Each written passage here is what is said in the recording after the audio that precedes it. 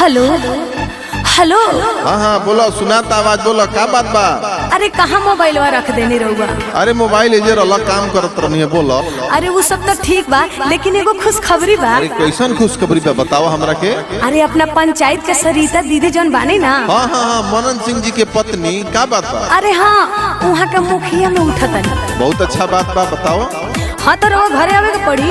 एकदम एकदम आए, मारे अपन मनन सिंह जी के पत्नी बानी, हमनी के एकदम जीतावल जाई। हाँ तो सुनी, आज टिकट करा ली, कल घरे चलिए। अरे एकदम बिल्कुल एकदम, हम जरूर आओ तनी।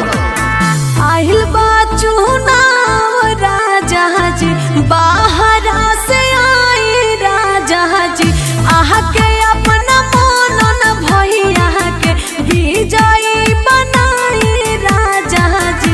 मोह के ना गवावे के बाटे है, अपना शहरी तहा दीदी के जितावे के बाटे, मुखिया बनावे के बाटे, अपना मनन भैया के जितावे के बाटे, पगड़ी बचावे के बाटे। मदद किया है, साथ दिया है, बिना किसी पद पर रहते कार्य किया है, आगे वादे से ना हटेंगे, विकास विकास विकास करेंगे।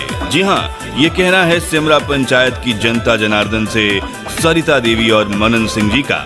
आइए हम इनका साथ दें और इन्हें इस बार मुखिया पद पर विजयी बनाएं। 5 साल पर आइल बाटे मुखिया के चुनाव राजा, तेरी जाने को जल्दी चलिए गाँव राजा, गाँव राजा, गाँव राजा। दोनों पे कोत जाके पुथवा पा भटवा के रावल जाई है, विजयी के झंडा अपना मनन जी के खूब लहरावल जाई है।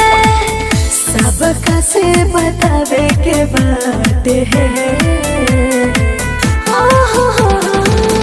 अपना शहरी तहा दीदी के जितावे के बाटे, मुखिया बनावे के बाटे, अपना मनन भैया के जितावे के बाटे, पगड़ी बचावे के बाटे। सिमरा पंचायत के सर्वांगीण विकास के लिए, सिमरा पंचायत में निस्वार्थ सेवा के लिए एक नाम मनन भैया याद रखिए। सरिता देवी को मुखिया चुनिए, जिन्होंने बिना किसी पद पर रहते हुए सभी की सहायता सेवा की है।